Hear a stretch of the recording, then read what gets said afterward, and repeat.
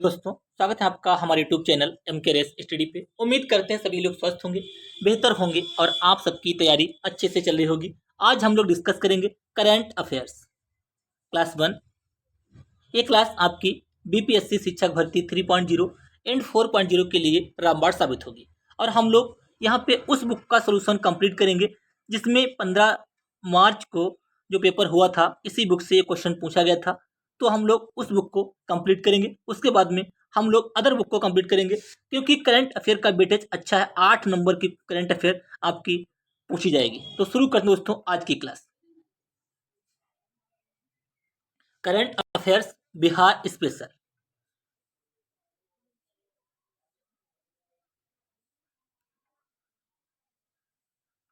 ये question mission दक्ष, जैसा कि मैंने आप लोगों ने थंबनेल पे देखा होगा, ये क्वेश्चन यहाँ पे पूछा गया था 15 मार्च को जो पेपर हुआ था, उसमें यही क्वेश्चन बना था। और ये इस बुक का पहला क्वेश्चन है। तो हम लोग उम्मीद करते हैं ये बुक हम सभी के लिए इम्पोर्टेंट साबित होगी। तो शुरू करते हैं दोस्तों, इस बुक को हम लोग धीरे धीरे कंप्लीट करेंगे। मिशन दक्ष क्या होता है, हम यहाँ पे डिस्कस करेंगे। मिशन दक्ष क्या है? मिशन दक्ष राज्य में मिशन दक्ष को स्कूलों में ड्रॉप आउट को शून्य पर लाने के लिए शुरू किया गया था। 10वीं कक्षा के विद्यार्थियों में ड्रॉप आउट को रोकने के लिए पूरे बिहार राज्य में मिशन दक्ष चलाया गया था। इसके लिए ड्रॉप आउट के लिए, यानी कि जो बच्चे स्कूल छोड़ देते हैं उनको स्कूल में जोड़ने के लिए ये यहाँ पे आपका मिशन दक्ष चलाया गया था। इस अभियान को 3 चरणों में चलाया जाएगा। इसको 3 चरणों में चलाया गया था। कौन कौन से चरण थे? पहला चरण जो था, कक्षा 3 से 8 तक के ऐसे बच्चों की पहचान की जाएगी जो पढ़ाई में बहुत कमजोर हैं। दूसरा चरण, शिक्षक इन्हें विशेष कक्षाओं के माध्यम से पढ़ाएंगे। तीसरा चरण जो होगा, चिन्हित बच्चों को विशेष परीक्षा में शामिल किया जाएगा। हमने यहाँ पे देखा मिशन दक्ष किसके लिए चलाया गया था? मिशन दक्ष जो चलाया गया था बच्चों के लिए चलाया गया था स्कूलों में। ठीक है, अब क्या है मिशन दक्ष, यहाँ पे हम लोग डिस्कस करेंगे। क्या है मिशन दक्ष? आप लोगों ने देखा होगा, अगर किसी ने पेपर दिया होगा उसने देखा होगा कि इसमें जो बीपीएससी में करंट अफेयर पूछते हैं उसका लेवल एक अच्छा खासा होता है। एक तो उसमें 5 ऑप्शन होते हैं, उनमें से आपका उपयुक्त में से एक से अधिक, उपयुक्त में से कोई नहीं। तो बहुत सावधानी से हमको पेपर करना होता है। तो यहाँ पे देखते हैं, थ्योरी को हम बहुत बेसिक तरीके से कंप्लीट करेंगे। क्या है मिशन दक्ष? सरकारी स्कूलों में पढ़ने वाले कमजोर बच्चों को प्रतिदिन अलग से समय देकर पढ़ाना। इस योजना की कक्षाएं 1 दिसंबर से प्रारंभ हो गई। प्रत्येक कक्षा से 5-5 ऐसे बच्चों को इस योजना में शामिल किया जा रहा है जो ना तो हिंदी भाषा को ठीक से पढ़ पाते हैं और ना ही गणित के अंक पहचान सकते हैं। ऐसे बच्चों को इसमें शामिल किया जा रहा है। कक्षा का समय जो है प्रतिदिन अवकाश के पश्चात 3:30 से 4:15 बजे तक निर्धारित किया गया है। तो हमने यहाँ पे देखा मिशन दक्ष क्या किसके लिए था? मिशन दक्ष जो था वो स्कूलों में बच्चों के ड्रॉप आउट को रोकने के लिए था। उनको अलग से विशेष सुविधाएं देने के लिए था, यानी कि शैक्षणिक रूप से बच्चों को शिक्षा देना। अगला देखते हैं क्या है। बिहार के अन्य जिलों में ग्रामीण परिवहन को बेहतर किया जाएगा। बिहार के अन्य जिलों में ग्रामीण परिवहन को बेहतर किया जाएगा। मुख्यमंत्री ग्राम परिवहन योजना के तहत जिलों के सुदूरवर्ती इलाकों में परिवहन व्यवस्था को बेहतर किया गया है। राज्य सरकार ने 6 और जिलों को शामिल करते हुए ग्रामीण परिवहन को मजबूत करने की अपनी योजना का विस्तार किया है। ये जिले कौन कौन से हैं? ये जिले जो हैं वैशाली, जहानाबाद, नालंदा, बक्सर, शिवहर और नवादा हैं। इससे पहले मुजफ्फरपुर, सीतामढ़ी, औरंगाबाद आदि जिले इस योजना से लाभान्वित थे। अनुसूचित जाति और अनुसूचित जनजाति एससी और एसटी और ओबीसी वर्ग के युवाओं को भी वाहन दिए जाएंगे। ये भी पॉइंट आपको यहाँ पे ध्यान रखना है। नेक्स्ट,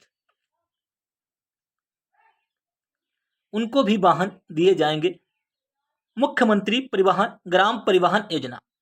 मुख्यमंत्री ग्राम परिवहन योजना, इस योजना का मुख्य उद्देश्य ग्रामीण क्षेत्रों में यात्री परिवहन व्यवस्था सुलभ करना और कमजोर वर्गों के बेरोजगार युवक एवं युवतियों के लिए रोजगार का सृजन करना। यहाँ पे क्या है?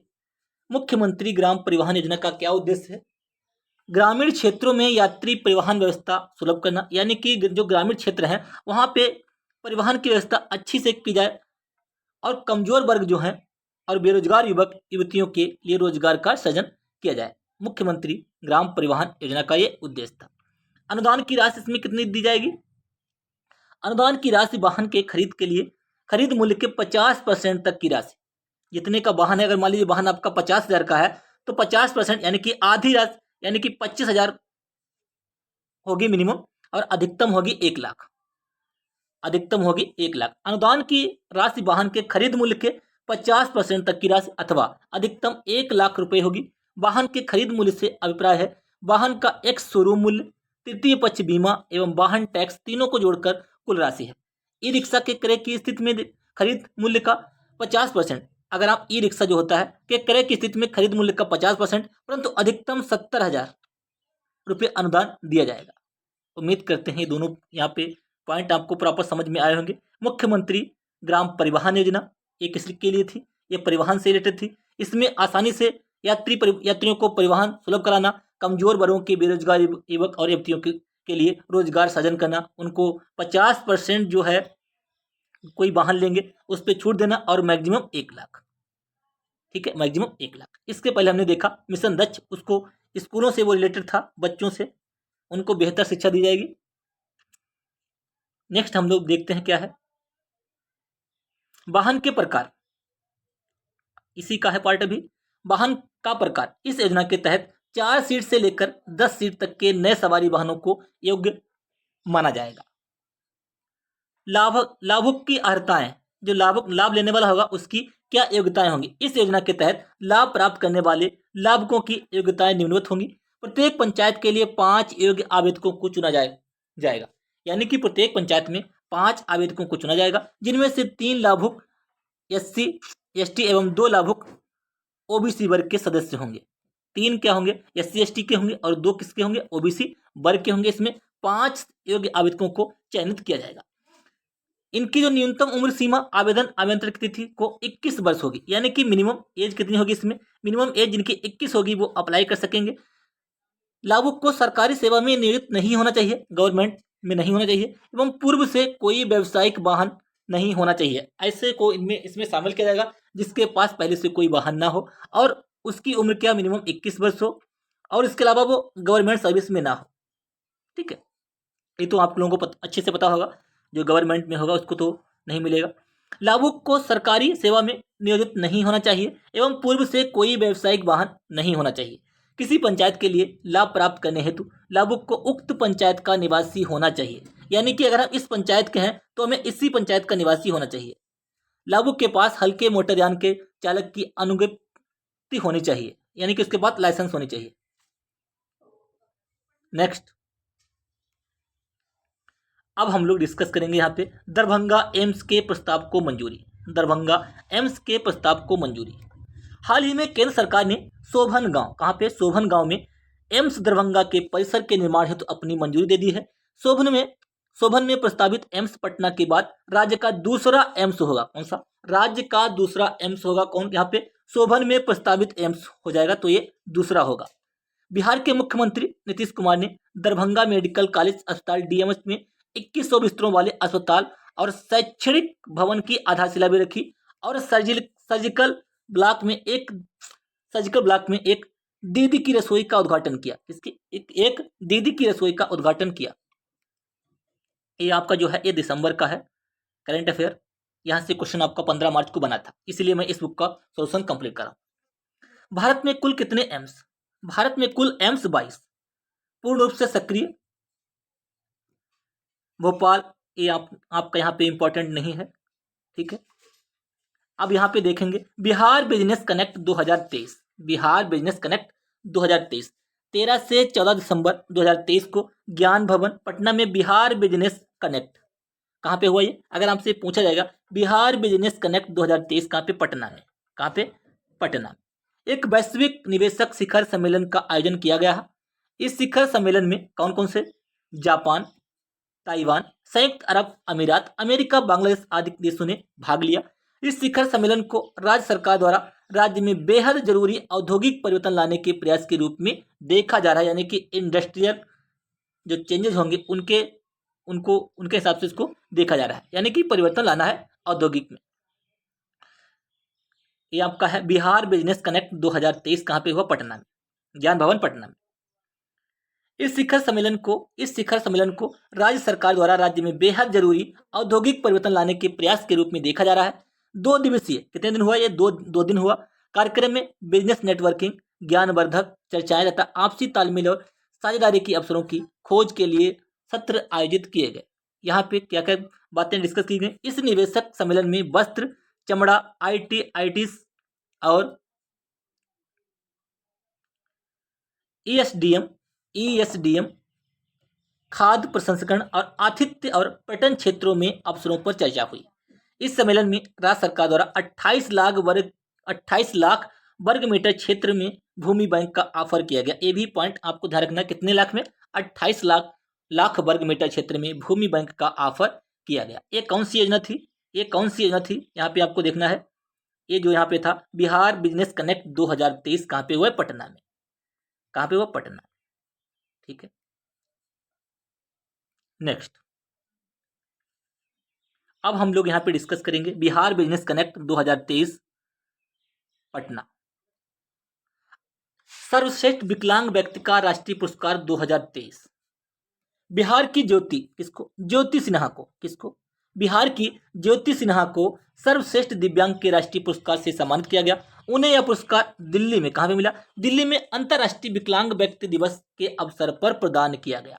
ये आपको ध्यान रखना है कि सर्वश्रेष्ठ विकलांग व्यक्ति का राष्ट्रीय पुरस्कार किसको दिया गया? ज्योति सिन्हा को दिया गया। ज्योति सिन्हा को। ये कहाँ की थी? बिहार की। उन्हें यह पुरस्कार दिल्ली में अंतर्राष्ट्रीय विकलांग व्यक्ति दिवस IDPD के अवसर पर प्रदान किया गया। अंतर्राष्ट्रीय विकलांग दिवस का मनाता प्रत्येक वर्ष 3 दिसंबर को मनाया जाता है। ये भी पॉइंट ध्यान रखना, अंतर्राष्ट्रीय विकलांग दिवस प्रत्येक वर्ष 3 दिसंबर को मनाया जाता है। 3 दिसंबर को मनाया जाता है। ये हमारी है राष्ट्रपति द्रौपदी मुर्मू और इनको ये मिला है।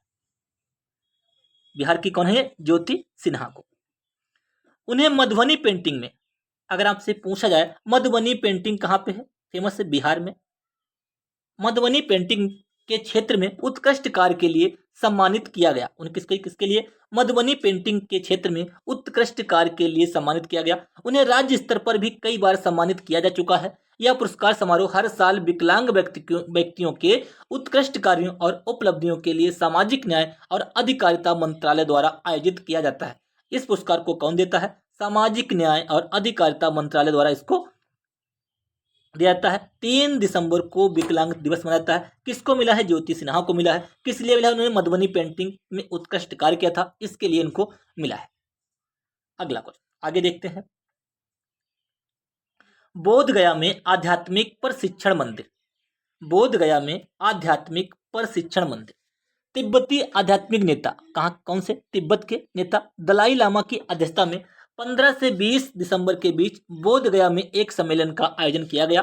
दलाई लामा का वास्तविक नाम लहामो थोंडुप है। वह 14वें दलाई लामा का थे। 14वें दलाई लामा है।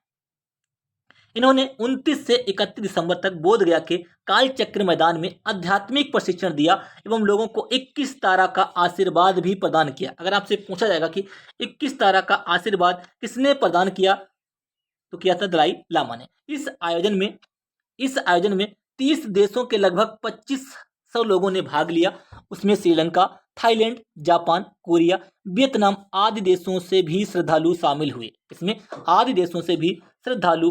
शामिल हुए थे। बोध गया में आध्यात्मिक प्रशिक्षण शिविर, कहाँ पे? आध्यात्मिक प्रशिक्षण शिविर कहाँ पे हुआ? बोध गया में। दलाई लामा ने इसकी अध्यक्षता की 15 से 20। इनका पूरा नाम लामो थोंडुप है। कब से कब तक हुआ? 29 से 31 दिसंबर तक। कब से? 29 से 31 दिसंबर तक बोध गया के कालचक्र मैदान में आध्यात्मिक प्रशिक्षण दिवस दिया गया एवं 21 तारा आशीर्वाद भी प्रदान किया। 30 देशों के, अगर आपसे पूछे कितने देश? 30 देशों के लगभग 2500 लोगों ने इसमें भाग लिया। तूफान की चेतावनी के लिए उपकरण, क्या? तूफान की चेतावनी के लिए उपकरण। बिहार आपदा प्रबंधन प्राधिकरण, बिहार आपदा प्रबंधन प्राधिकरण लोगों को आकाशीय बिजली से सचेत करने के लिए उपकरण पेंडेंट बना रहा है। इस उपकरण को बनाने की जिम्मेदारी IIT पटना को दी गई। किसको? कौन बना रहा है? IIT पटना जो बना रहा है इसके लिए। यह उपकरण एक पहनने योग्य इलेक्ट्रॉनिक डिवाइस होगी। क्या होगी? एक पहनने योग्य इलेक्ट्रॉनिक डिवाइस होगी, यानी किसान या मजदूर इसे शरीर पर लॉकेट की तरह पहन सकते हैं। एक ऐसी डिवाइस बनाई जाएगी जिसे किसान या मजदूर इसे शरीर पर लॉकेट की तरह पहन सकते हैं। इस उपकरण की खासियत यह है कि यह विद्युतीय ऊष्मीय होगी और शरीर की ऊष्मा से चार्ज होगा। ये जो उपकरण जो बनाया जाएगा, एक शरीर की ऊष्मा से चार्ज होगा। तूफान की चेतावनी इस उपकरण के द्वारा हमें जानकारी मिलेगी। इस उपकरण को चार्ज करने के लिए अलग से बिजली या बैटरी की जरूरत नहीं होगी।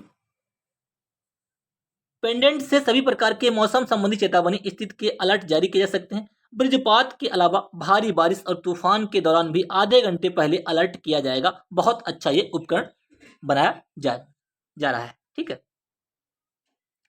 तूफान की चेतावनी के लिए उपकरण कौन बनाएगा?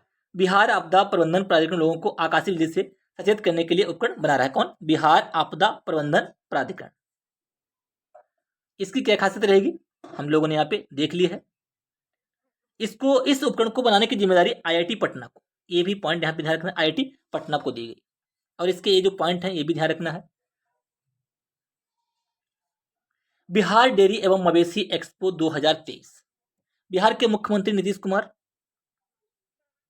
ने 3 दिवसीय बिहार डेयरी और मवेशी एक्सपो 2023 का आधिकारिक उद्घाटन किया। ये दिसंबर की बात है। इसका आयोजन बिहार पशु विज्ञान विश्वविद्यालय के परिसर में किया गया। इसके अलावा मुख्यमंत्री ने एक नए कामफेड कार्यालय भवन और एक मत्स्य विकास भवन की आधारशिला भी रखी। उन्होंने किशनगंज में एक पशु चिकित्सा और पशुपालन कॉलेज भी समर्पित किया। ये भी पॉइंट इंपॉर्टेंट है। कहाँ पे? किशनगंज में एक पशु चिकित्सा और पशुपालन कॉलेज भी समर्पित किया। किसने? मुख्यमंत्री जी ने। पशु पोषण ऐप भी लॉन्च किया। कौन सा ऐप? पशु पोषण ऐप भी लॉन्च किया। इस मेले में अन्य राज्यों से विभिन्न उन्नत किस्म के दुधारू पशु लाए गए थे, जिनमें हरियाणा के पानीपत की मुर्रा भैंस गोलू 2 आकर्षण का केंद्र रही। मुर्रा भैंस का उसका नाम क्या था? गोलू 2 आकर्षण का केंद्र रही। मुख्यमंत्री ने कामफेड पटना के 5 नए उत्पाद मिठाई, नमकीन, बिस्कुट, ब्रेड और पेयजल यानी कि सुधा सलिल प्रस्तुत किए। मुख्यमंत्री द्वारा बिहार पशु विज्ञान विश्वविद्यालय पटना का विमोचन किया गया। बिहार पशु विज्ञान विश्वविद्यालय पटना का विवेचन किया गया। बिहार राज्य दुग्ध सहकारी संघ लिमिटेड कॉमफेड। बिहार राज्य दुग्ध सहकारी संघ लिमिटेड की स्थापना 1983 में बिहार राज्य के लिए ऑपरेशन फ्लड कार्यक्रम के कार्यान्वयन एजेंसी के रूप में की गई थी। कॉमफेड अपने दुग्ध उत्पादों का उत्पादन सुधा ब्रांड नाम से करता है। जो कॉमफेड क्या है? ये बिहार राज्य दुग्ध सहकारी संघ लिमिटेड है। ये सुधा ब्रांड के नाम से जो है अपने उत्पादों की जो है कॉमफेड अपने दुग्ध उत्पादों का उत्पादन सुधा ब्रांड के नाम से करता है। यह बहुराज्य सहकारी सोसाइटी अधिनियम 2002 द्वारा शासित है। बिहार पशु विज्ञान विश्वविद्यालय 29 अगस्त 2016 को बिहार राजपत्र में अधिसूचित राज्य के एक अधिनियम के माध्यम से बिहार पशु विज्ञान विश्वविद्यालय की स्थापना की गई थी। इसका मुख्यालय पटना में। अगर आपसे पूछा जाएगा बिहार पशु विज्ञान विश्वविद्यालय कहाँ पे इसका हेडक्वार्टर है? पटना में है। 29 अगस्त 2016 को बिहार राजपत्र में अधिसूचित राज्य के एक अधिनियम के माध्यम से बिहार पशु विज्ञान की स्थापना की गई थी, एक एक्ट के माध्यम से। 13 जून 2017 को पहले कुलपति की नियुक्ति के साथ यह विश्वविद्यालय शुरू हो गया। पुरस्कार, सम्मान एवं उपाधियां। नई दिल्ली में आयोजित 14वें कृषि नेतृत्व पुरस्कार 2023 के लिए देश में बिहार को फसल उत्पादन में सर्वश्रेष्ठ राज्य का पुरस्कार दिया गया। इसको बिहार को 14वें कृषि नेतृत्व पुरस्कार 2023 में कहाँ पे हुआ? नई दिल्ली में। बिहार को फसल उत्पादन में सर्वश्रेष्ठ राज्य का पुरस्कार दिया गया। कृषि नेतृत्व पुरस्कार में एक प्रतिष्ठित पुरस्कार है जो एग्रीकल्चर टुडे ग्रुप द्वारा प्रदान किया जाता है। एक ऐसा एक फेमस पुरस्कार है जो एग्रीकल्चर टुडे ग्रुप द्वारा प्रदान किया जाता है। यह कृषि क्षेत्र में उत्कृष्टता के प्रतीक के रूप में कार्य करता है। कृषि विभाग के सचिव संजय अग्रवाल ने केंद्रीय कृषि एवं किसान कल्याण मंत्री से यह पुरस्कार प्राप्त किया। किसने प्राप्त किया था ये? कृषि विभाग के सचिव संजय अग्रवाल ने केंद्रीय कृषि एवं किसान कल्याण मंत्री से यह पुरस्कार प्रदान किया। 14वें कृषि नेतृत्व पुरस्कार 2023 के लिए किसको मिला? ये बिहार को मिला। कहाँ? तो दिल्ली में। नेक्स्ट, अन्य महत्वपूर्ण तथ्य। एकीकृत प्रौद्योगिकी एकीकृत प्रौद्योगिकी अनुसंधान और सामुदायिक सहभागिता ने इस उपलब्धि में महत्वपूर्ण भूमिका निभाई। बिहार ने 2008 से विभिन्न कृषि रोडमैप के माध्यम से बहुक्षेत्रीय दृष्टिकोण अपनाया, जिसका कृषि और संबद्ध क्षेत्रों पर सकारात्मक प्रभाव पड़ा, यानी कि पॉजिटिव प्रभाव पड़ा। नेक्स्ट, शैक्षिक पुरस्कार। शैक्षिक पुरस्कार हथुआ महाराजगंज बहादुर मर्गेंद्र प्रताप शाही भूमिहारों के बघौचिया राजवंश से संबंधित एक सरदार थे। कौन थे? हथुआ जो महाराजगंज थे, हथुआ महाराज बहादुर मर्गेंद्र प्रताप शाही भूमिहारों के बघौचिया राजवंश से संबंधित एक सरदार थे। यह राजवंश बिहार के सारण जिले में स्थित था। डॉक्टर कौशलगिरी जौनपुर उत्तर प्रदेश के रहने वाले हैं। डॉक्टर कौशलगिरी जौनपुर उत्तर प्रदेश के रहने वाले हैं।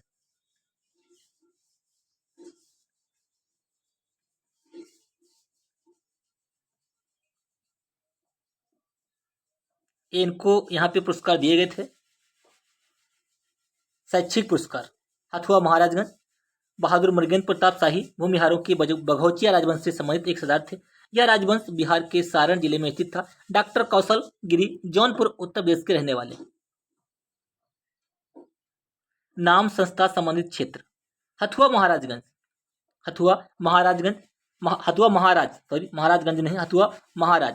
Royal University of Thailand Buddhist education, इनका क्षेत्र जो है बुद्धिस्ट एजुकेशन।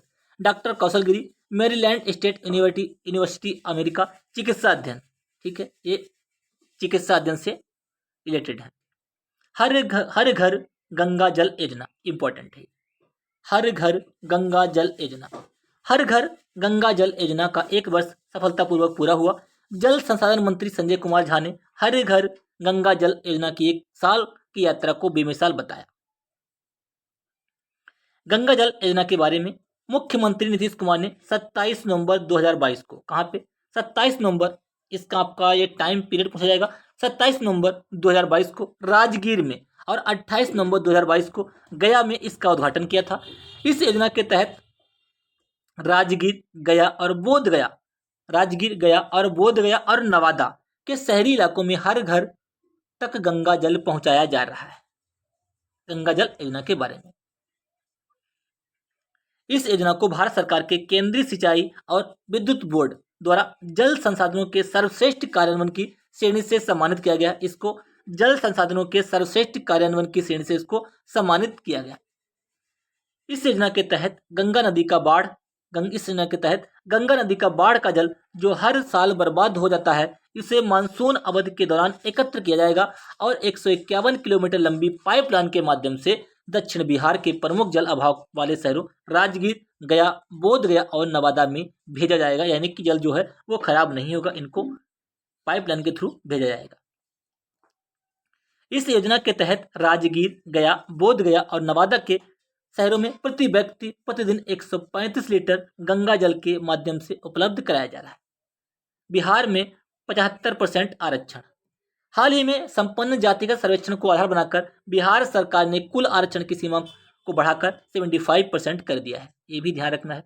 राज्यपाल ने 2 विधेयकों को मंजूरी दी। बिहार पदों एवं सेवाओं में रिक्तियों का आरक्षण संशोधन विधेयक 2023, बिहार आरक्षण शैक्षिक संस्थानों में प्रवेश संशोधन विधेयक 2023, इनको जो है बिहार मंजूरी दी गई राज्यपाल ने। नेक्स्ट, अधिनियम की पृष्ठभूमि। राज्य में आरक्षण वृद्धि की मांग लंबे समय से हो रही थी, लेकिन हाल ही में हुए जाति आधारित सर्वेक्षण ने इसको और तीव्र कर दिया।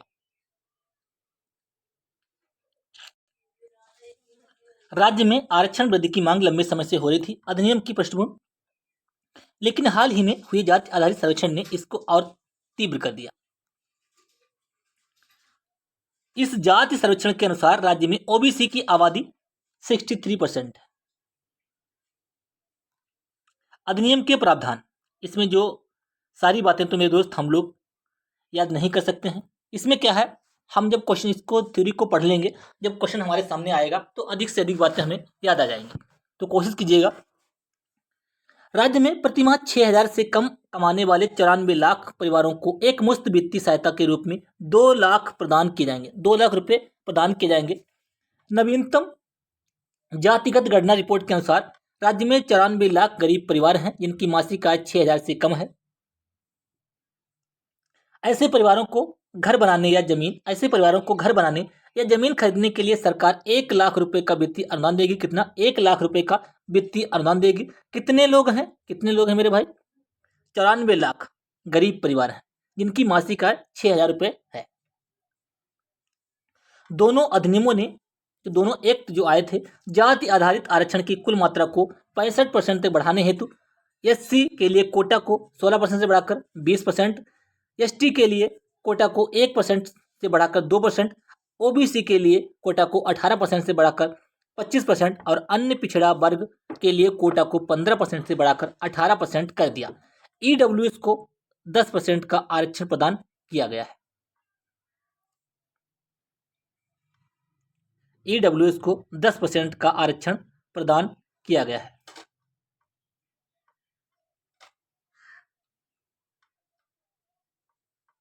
चुनौतियां। 1992 के दौरान साहनी मामले, जिसे मंडल आयोग के नाम से जाना था, साहनी मामला से क्या कहते हैं? मंडल आयोग में सुप्रीम कोर्ट द्वारा तय की गई 50% की सीमा का उल्लंघन है। इससे सामाजिक सौहार्द कमजोर होगा, बताया गया। ये चुनौतियां हुई इसको। इससे वोट बैंक की राजनीति बढ़ेगी और इस कानून का इस्तेमाल राजनीतिक हित के तौर पर किया जा सकता है। संविधान निर्माण के समय आरक्षण के प्रावधान को 10 वर्षों के लिए रखा गया था, लेकिन यह अधिनियम संविधान निर्माताओं के उस विचार की अनदेखी करता है। इससे योग्यता के स्थान पर जाति को बढ़ावा मिलेगा।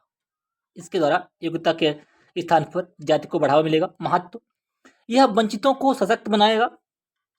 सर्वोदय उद्देश्य की प्राप्ति: इससे संविधान निर्माताओं द्वारा उल्लिखित सामाजिक आर्थिक उद्देश्यों को प्राप्त करने में प्रमुख रूप से मदद मिलेगी। हाशिए की जातियों को समान अवसर उपलब्ध प्राप्त होंगे। डीपीएसपी के उद्देश्य की प्राप्ति: जाति सर्वेक्षण राज्य के नीति निर्देशक सिद्धांतों, डीपीएसपी किसको कहते हैं? राज्य के नीति निर्देशक सिद्धांत, जो कहां से लिए गए? आयरलैंड से लिए गए हैं। भाग 4 में है, ये संविधान के भाग 4 में है, आयरलैंड से लिए गए हैं। में बताए गए उद्देश्यों को प्राप्त करने में मदद करेगा, जैसा कि संविधान के भाग 4 जैसे अनुच्छेद 41 में उल्लेखित है। बिहार के लिए विशेष राज्य दर्जा की मांग: बिहार कैबिनेट ने एक प्रस्ताव पारित करके केंद्र से बिहार को विशेष राज्य का दर्जा प्रदान करने का अनुरोध किया। विशेष श्रेणी राज्य क्या है? गार्डगिल फार्मूला के अनुसार विशेष दर्जा आमतौर पर उन राज्यों को दिया जाता है जो निम्नलिखित मानदंडों को पूरा करते हैं। कैसे? कौन कौन से मानदंड हैं? पहाड़ी या दुर्गम इलाके स्थित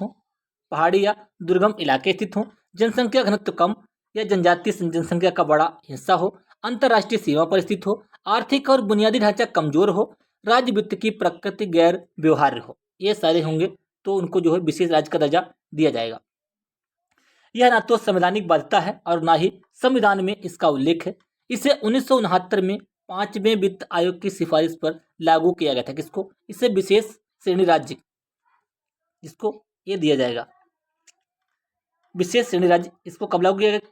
1969 में 5वें वित्त आयोग की सिफारिश पर इसको लागू किया गया था। विशेष श्रेणी राज्य के लाभ: इससे क्या लाभ है? केंद्र द्वारा विशेष श्रेणी के राज्य को केंद्र प्रायोजित योजना के लिए 90%, जबकि अन्य राज्यों को 60 से 70% वित्तीय सहायता मिलती है। केंद्र द्वारा विशेष श्रेणी के राज्य को केंद्र प्रायोजित योजना के लिए 90%, जो विशेष होगा उसको 90%, बल्कि अन्य राज्यों को 60 से 70% वित्तीय सहायता ही मिलती है। ये विशेष राज्य का दर्जा है। वित्त के व्यय न होने की स्थिति में, वित्त के खर्च न होने की स्थिति में इसे अगले साल उपयोग किया जा सकता है, न कि यह समाप्त हो जाता है। विशेष श्रेणी के राज्यों को टैक्स में छूट मिल सकता है, जिससे निवेश आकर्षित होता है और आर्थिक विकास को बढ़ावा मिल सकता है।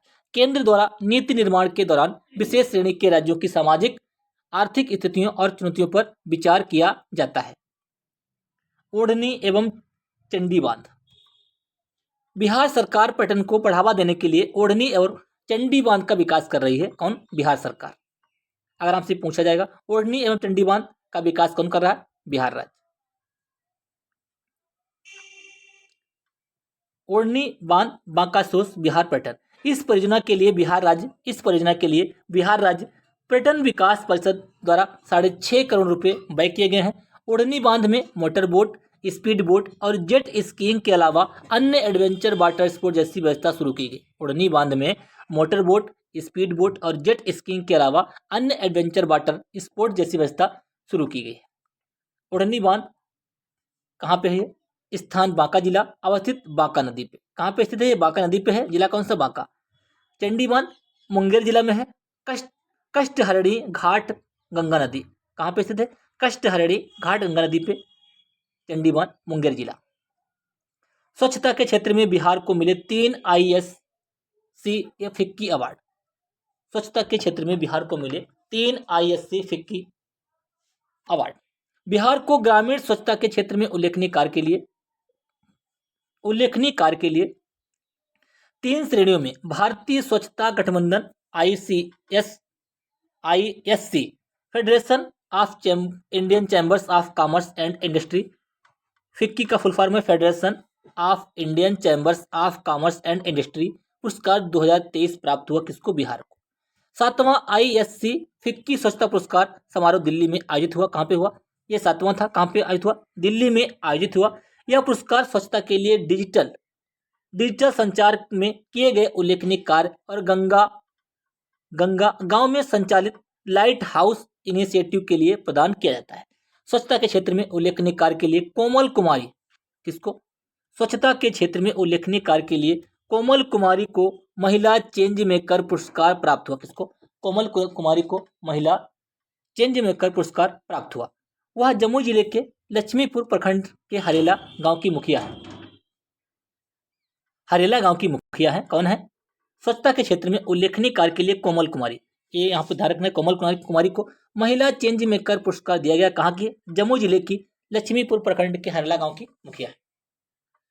इस पहल के तहत स्वच्छता से संबंधित संदेश, विशेषकर शौचालयों के नियमित उपयोग, स्वच्छ आदतों को अपनाने, ठोस और तरल अपशिष्ट प्रबंधन आदि के बारे में डिजिटल तकनीक के माध्यम से संचार किया जा रहा है।